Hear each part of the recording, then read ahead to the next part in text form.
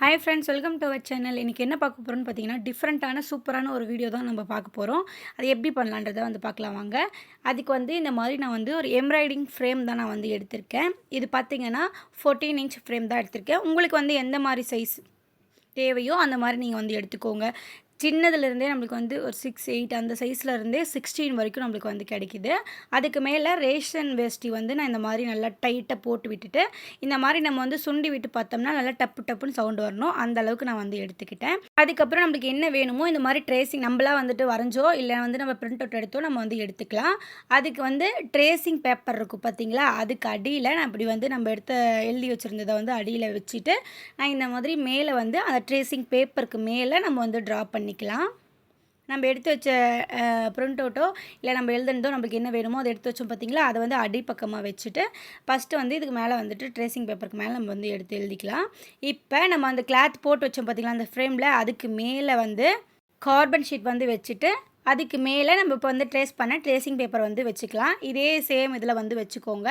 வச்சுட்டு அதை பறக்காமல் இருக்கிறதுக்கு நம்ம இந்த மாதிரி 3, 4 சைட்ஸ்லேயுமே நம்ம இந்த மாதிரி பின் கீழே அந்த கிளாத்தோடு சேர்த்து மேலேருந்து கீழே அந்த கிளாத் வரைக்கும் இதுவாகிற மாதிரி நம்ம போட்டு எடுத்துக்கலாம்.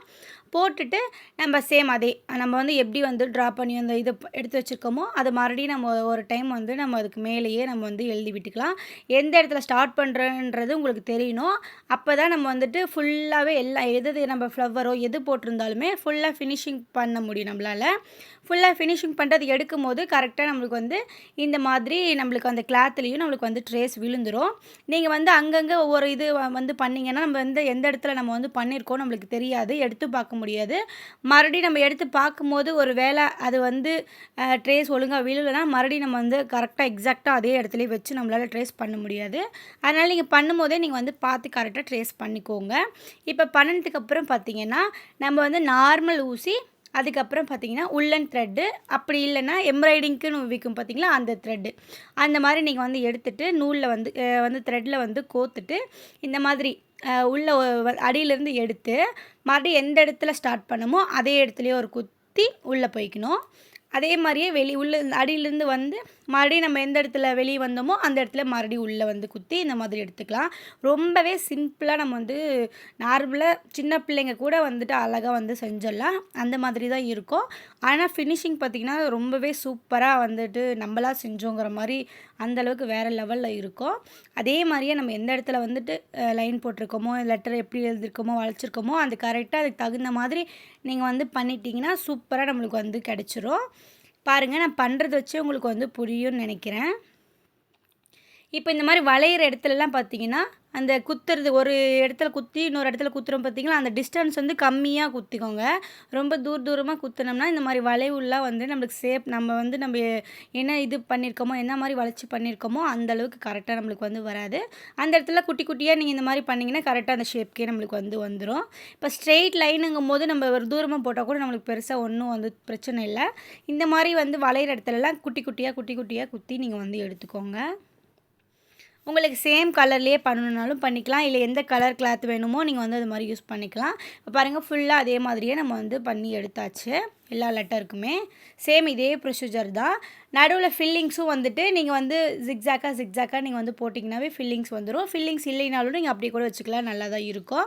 இப்போ நம்ம அந்த சர்க்கிள் மாதிரி சைட்லலாம் போட்டோம் பார்த்தீங்களா, அதில் ஒரு 5 லைன்ஸ் நடுவில் வர மாதிரி இப்படி போட்டுட்டு சென்டர் லைன்லேருந்து நம்ம அடியிலேருந்து நூலை குத்தி எடுத்துக்கலாம்.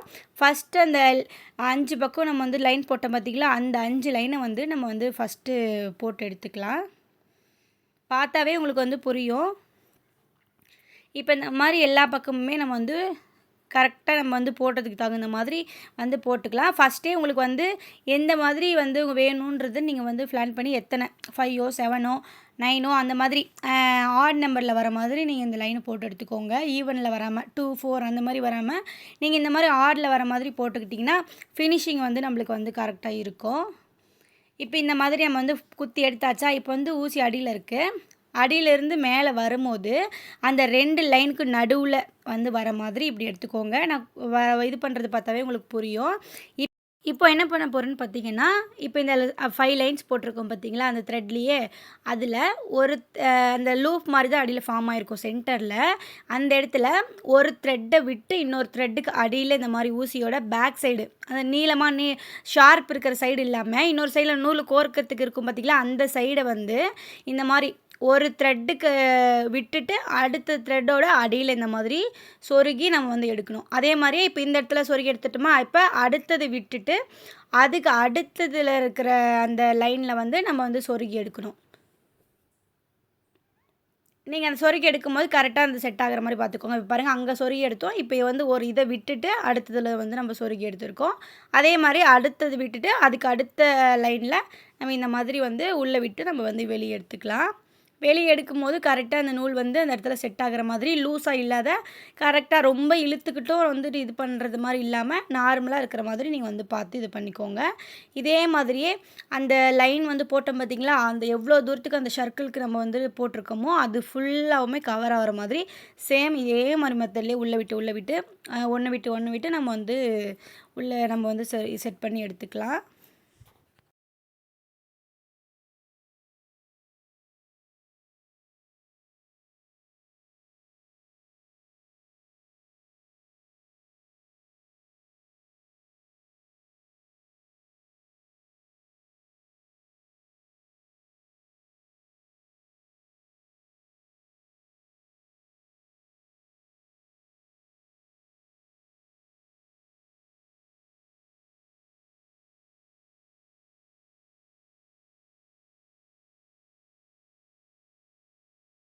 இப்ப பாருங்க, நம்ம வந்து ஃபுல்லா நம்ம வந்து பண்ணிட்டு வந்தாச்சு. அந்த ஃபுல்லா அந்த எட்ஜ் வரைக்குமே எவ்வளோ தூரத்துக்கு நம்மளால உள்ள விட்டு பண்ண முடியுமோ, அந்த அளவுக்கு நம்ம வந்து பண்ணோம்னா, அந்த சர்க்கிள் போட்டோம் பார்த்தீங்களா, அந்த சர்க்கிள் ஷேப்புக்கு நமக்கு வந்து கரெக்ட்டா கெடைச்சிரும்.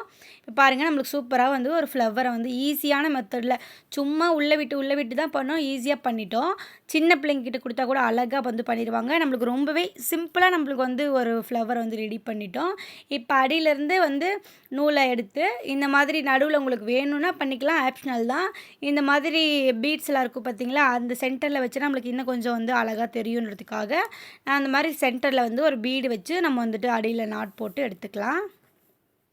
இப்ப பாருங்க, நம்ம இதே சேம் மெத்தட்லயே இருக்கிற எல்லா சர்க்கிளுக்கும் சேமா இதே மாரி நம்ம வந்து செஞ்சுட்டு வந்துட்டோம். இப்ப லீஃப் வந்து எப்படி ஃபில் பண்ணலான்றத பார்க்கலாம். லீஃபோட சென்டர்ல இந்த மாதிரி உள்ள அடியிலருந்து மேல எடுத்துக்கலாம். எடுத்துட்டு அந்த லீஃப் முடியும் பார்த்தீங்களா, அந்த எட்ஜ் ஷார்ப்பா இருக்கு. அந்த இடத்துல சொருகி நம்ம வந்து அடியிலருந்து எடுத்துக்கலாம். சேம் அதே மாதிரியே. இப்ப வந்துட்டு அடியிலருந்து எடுத்த இடம் பார்த்தீங்கன்னா, நான் சொல்றது உங்களுக்கு புரியும்னு நெனைக்கிறேன் பார்க்கும்போது. கரெக்ட்டா இந்த அடியிலருந்து எடுத்துட்டு, அந்த இடத்துல இது பண்ணிக்கலாம். நான் உளறுறேன்னு நெனைக்கிறேன். நீங்களே பார்த்தீங்கன்னாவே உங்களுக்கு புரியும்.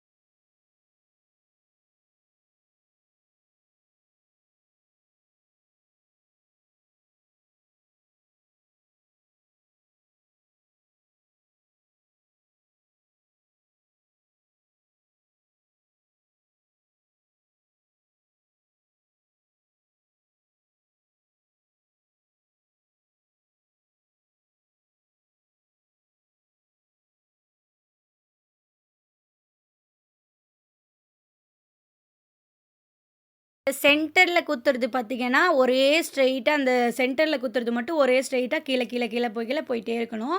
அது வந்து இப்படி வந்து கோண கோணையா வளைஞ்சு வளைஞ்சு இல்லாம, ஸ்ட்ரெயிட்டா வர மாதிரி பார்த்துக்கோங்க. இப்போ பார்த்தீங்கன்னா, நமக்கு வந்துட்டு ஒரு லீஃப் வந்து அழகா ஃபில் பண்ணிட்டோம். இதே மாதிரியே நம்ம வந்து எல்லா லீஃபுமே வந்து ஃபில் பண்ணி எடுத்துக்கலாம்.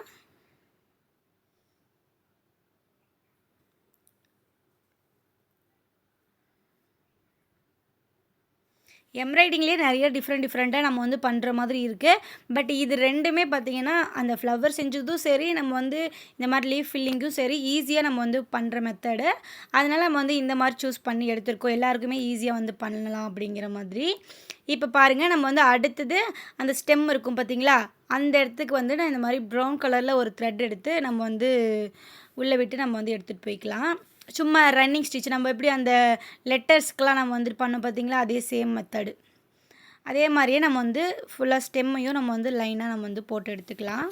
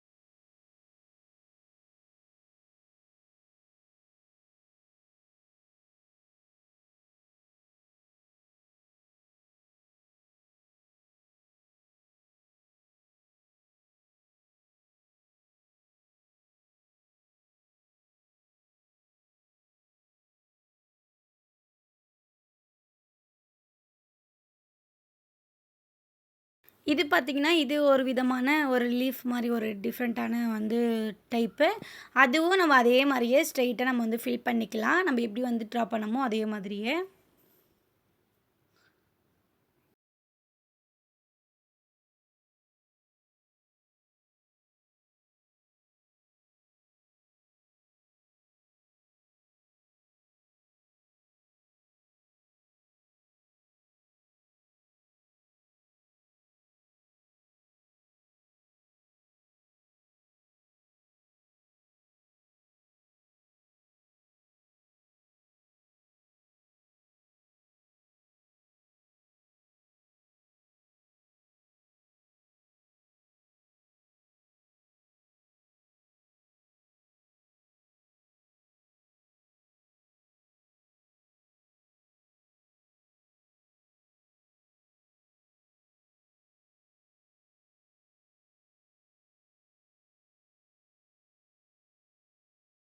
இப்போ இந்த இடத்துல கொஞ்சம் வந்து ஒரு மொட்டு மாதிரி நம்ம வந்துட்டு ட்ரா பண்ணியிருக்கோம். அதை எப்படி வந்து ஃபில் பண்ணலான்றத பார்க்கலாம்.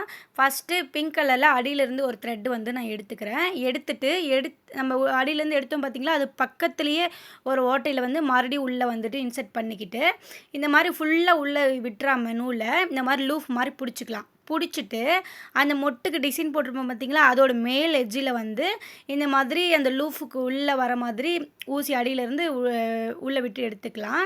எடுத்துட்டு அந்த லூப் இப்படி இருக்குது பார்த்தீங்களா, லூப்புக்கு மேலே அந்த லூப் வந்து இப்படி மேலேயும் கீழேயும் ஆடாமல் ஸ்டிஃபாக இருக்கிறதுக்காக நம்ம இந்த சைட்லேருந்து அந்த சைடில் ஒரு ஸ்டிச் போட்டோம்னா நம்மளுக்கு வந்து இது மாதிரி ஒரு மொட்டு மாதிரி அந்த லீஃப் இது வந்து ஃபில் பண்ணிடலாம். இப்போ இன்னொரு இது பார்த்திங்கன்னா, இதுக்கு அந்த லீஃப்க்கு மேலே ஒரு டிசைனுக்காக அடியிலேருந்து த்ரெட்டை எடுத்துட்டு நீடிலுக்கு மேலே ஒரு சுற்றி நம்ம அதே இடத்துலையே அது பக்கத்துலேயே எடுத்ததுக்கும் உள்ளேருந்து வெளியே எடுத்ததுக்கும் பக்கத்துலேயே ஒரு ஹோலில் வந்துட்டு சொருகிட்டு இந்த மாதிரி நம்ம வந்து அடியிலேருந்து நூலில் வந்து மெதுவாக இந்த மாதிரி இழுத்துட்டே போனோம்னா அழகாக குட்டியாக வந்து ஒரு நாட்டு விழுந்துடும். பார்க்குறதுக்கே அது ரொம்பவே க்யூட்டாக இருக்கும். நார்மலாக நம்மளுக்கு வந்து மாட்டிட்டு இழுக்கிற மாதிரி இல்லாமல் இது சூப்பராக நம்மளுக்கு வந்து இதில் உங்களுக்கு வீடியோவில் தெரியல, நீங்கள் நேரில் பார்க்கும்போது ரொம்பவே அது க்யூட்டாக இருக்கும். அடியிலேருந்து நூல் எடுத்துட்டு மேலே இந்த மாதிரி வந்து ஊசியில் ஒரு சுற்றி அந்த சுத்தந்தோடு கொண்டு போய் கீழே அதே பக்கத்து ஓட்டையில் வந்து இப்படி சொருகி நம்ம அழகாக மெதுவாக இழுத்தோம்னா இந்த மாதிரி அழகாக ஒரு நாட் கிடச்சிரும். பார்க்குறதுக்கே ரொம்ப அழகாக இருக்கும். உங்களுக்கு வேணுன்ற மாதிரி நீங்கள் வந்து டிஃப்ரெண்ட்டாக டிசைன் பண்ணிக்கலாம். இப்போ அதே மாதிரியே நம்ம இந்த இடத்துல வந்து பண்ணி வச்சுருந்தோம் பார்த்திங்களா, அந்த இடமும் நம்ம வந்து அது மாதிரி பண்ணிக்கலாம். டாட் வைக்கிற இடத்துல இந்த மாதிரி இடத்துலலாம் நம்ம வந்து இந்த மாதிரி நாட் போட்டோம்னா டாட் மாதிரியே நம்மளுக்கு வந்து அழகாக கிடைக்கும்.